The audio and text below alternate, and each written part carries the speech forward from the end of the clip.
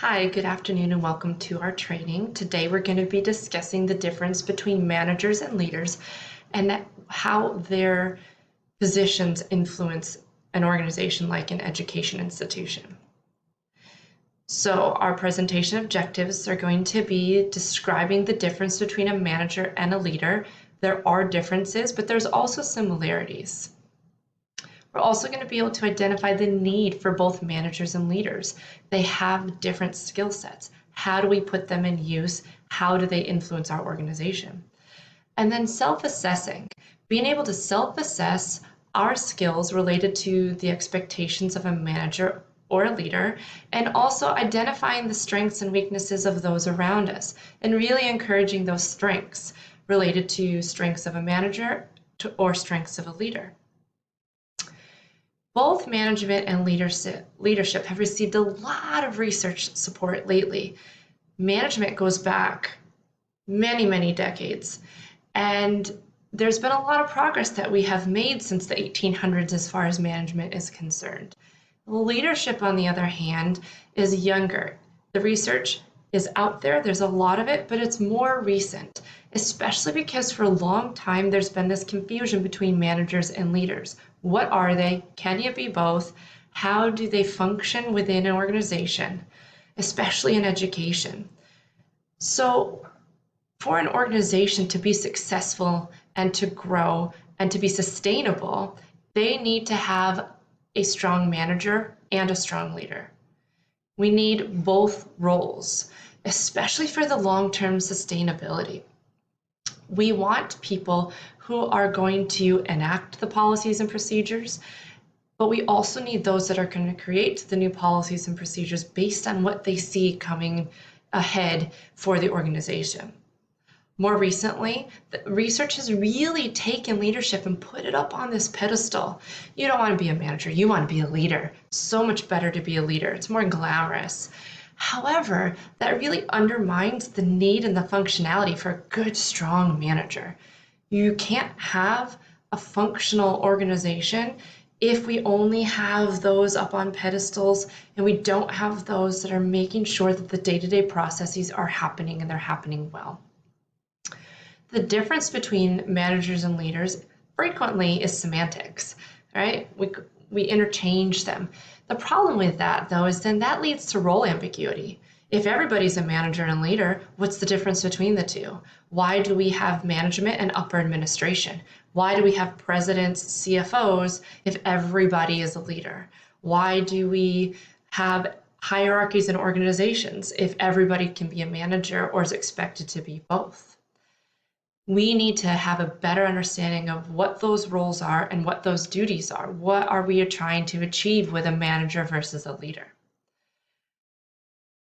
Interestingly enough, we still struggle with bringing minorities and females into leadership roles. And it's interesting because in education, women make up the majority. Across the world, 66% of women are in primary education, for example.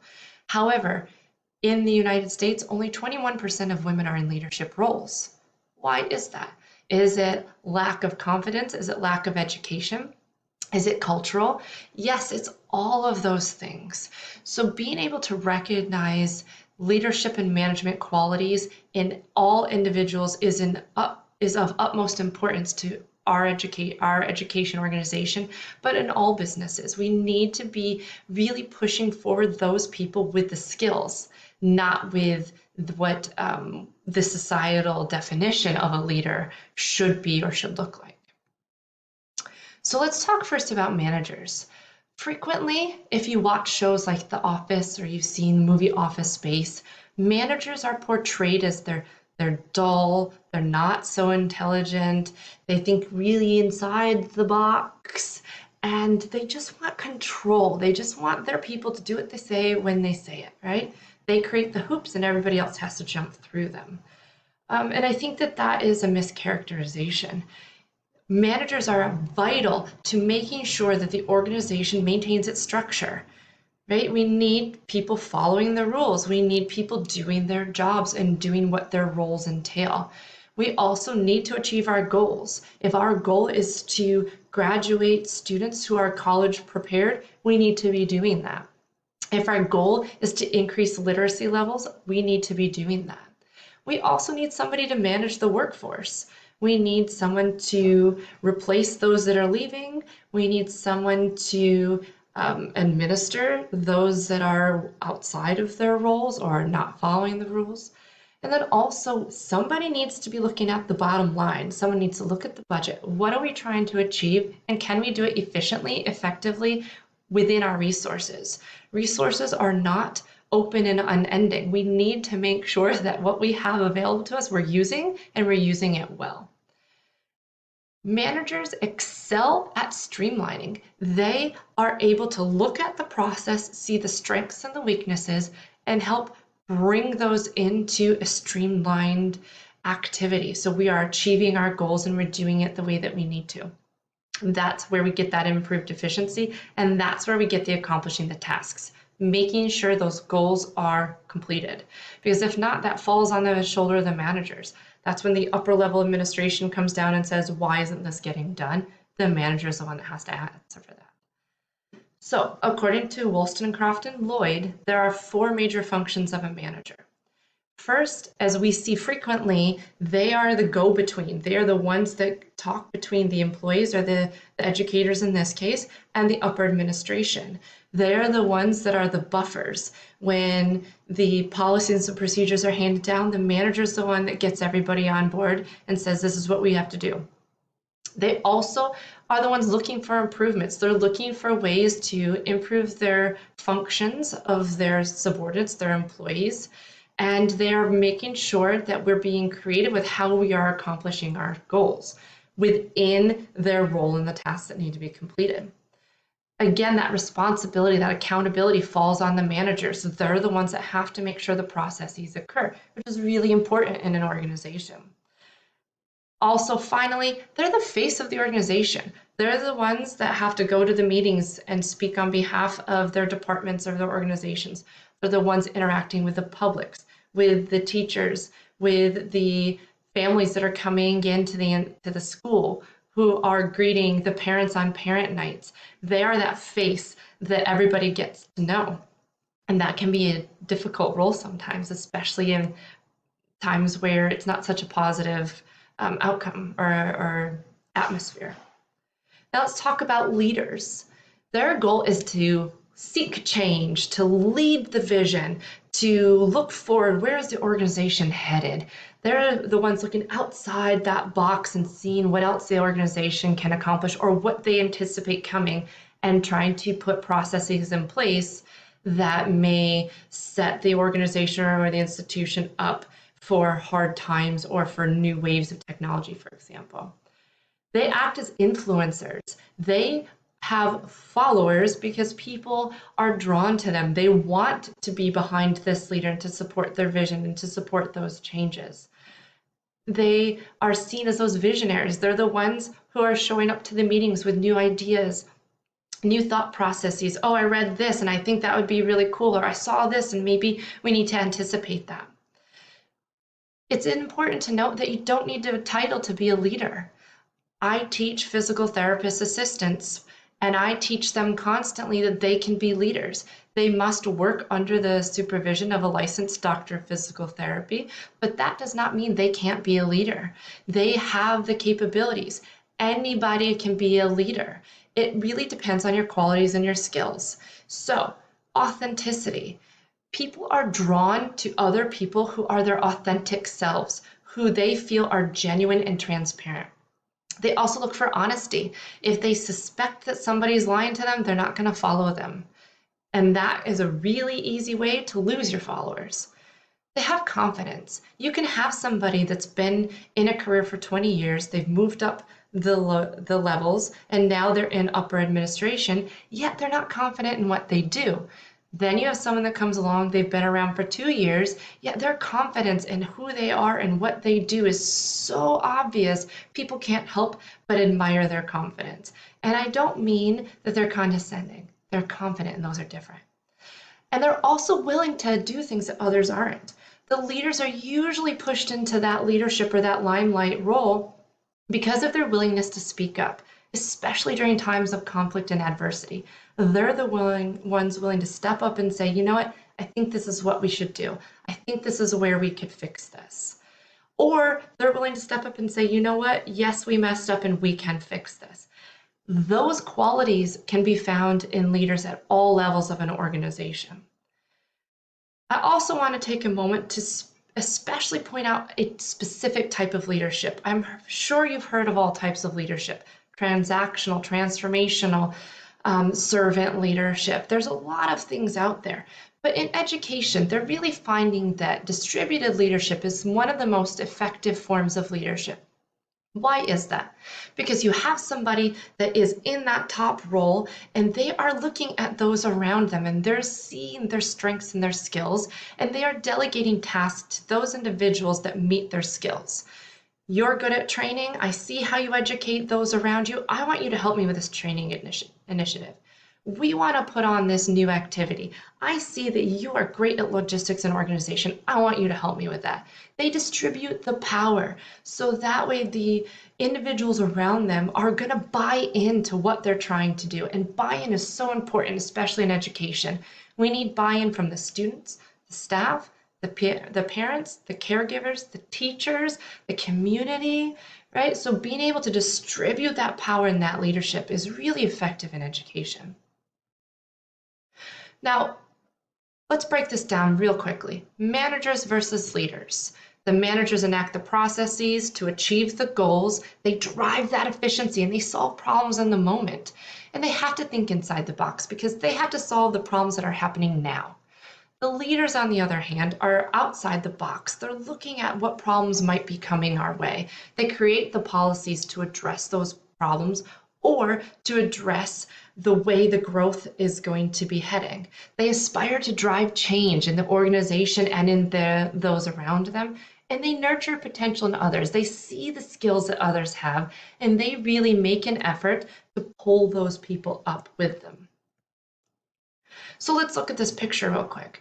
I bet when you look at these two pictures, you automatically identify one as a leader and one as a manager. And that's because we all have our own misconceptions of what we think managers and leaders are. Or maybe not misconceptions, but expectations, right? We see the person in the hard hat working with their coworkers or their peers, and we assume that guy's the manager, and the one that's looking out over the kingdom is the visionary. But it could be the other way around. We can't just look at one person and identify from that quick snapshot, are they a leader or are they a manager? So how do we prepare leaders and managers? We need to provide effective education. We don't have time to educate educators on becoming an administrator, a leader, or a manager later on. They need to learn the methodology, they need to learn the pedagogy, and they need to know their biology, their math, their language arts, whatever their area of expertise is going to be. But that means that we need to train them to be lifelong learners, to want to learn more and to want to become an effective leader or manager. We need to remove bias from education. We need to make sure that from the very beginning, we are letting everybody know you can become a manager and a leader. You have those skills. You can't have a manager without a leader, and you can't have a leader without a manager. We need both. We need self-assessment skills. We need to be able to look inside ourselves and see what we're capable of, not just choose the glamorous title. We need to start young. We need to teach our students from the very beginning that they can be managers and leaders, that they have those skills. Reward those skills. And don't tap one, oh, you're a leader and you're a manager. Identify the skills of both inside each child. And again, remove that gender bias. Just because one has this look versus another does not mean that one will be the manager and one will be the leader. And finally, we need to seek additional education and training. We need to become lifelong learners. We need to have that passion to learn the things we're passionate about, and then also to be able to recognize our weaknesses and try to educate ourselves on how to improve our weaknesses. So why do we need both? Why do we need a manager and a leader? We need someone with vision, but we need someone that can actually get the goals accomplished simultaneously.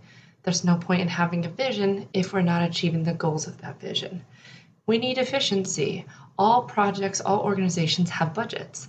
How are you going to maintain your resources? How are you going to utilize those resources? How are you going to make sure that you don't go outside of your budget because the resources are not unending? The goal attainment is, as I mentioned, part of that vision, and you need someone that knows how to get to the goals. And then finally, how are we going to grow? How are we going to succeed and have a sustainable organization? The leader and the manager have to work together for that. We need the vision to work with the actuality of the project. So in summary, both roles are very important and useful to an organization. We need in our organization people to step up into management roles, people to step up in leadership roles, and to realize how those work together to make sure we are as effective as we can be as educators, and how can we support our organization so it continues to be sustainable. We need to recognize our own skill set and those around us. What are your strengths? What are your weaknesses? What is your peers' strengths? What are their weaknesses? Sometimes we need a little boost from a peer around us to let us know, hey, you're really good at that. Keep at that up. We need to encourage our students as well to aspire to management positions, right? The future leaders of tomorrow. What about the future managers of tomorrow? We need both individuals as we move forward as a society and in education.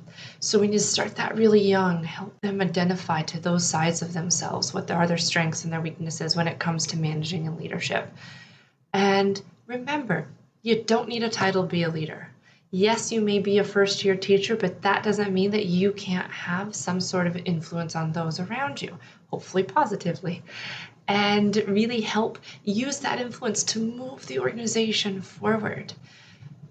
Finally, we need to make sure that we have gender equality, that we are bringing males, females, or whatever gender you identify as forward. We need to make sure that we are bringing people from all cultures and backgrounds forward so that we are enriching the institution, the organization. And again, we're getting that sustainability because everybody can buy in, because everybody feels included. I have included my resources at the end in case anybody is interested in reading one of these articles and learning more. And I look forward to your questions as well. So again, why do we need both? We need someone who's the visionary, but we also need someone who's going to bring that vision to life. We need efficiency, so we stay within our budgets and our processes. We need to achieve goals, right? We need to achieve outcomes. We can't just educate people with all these fun tools if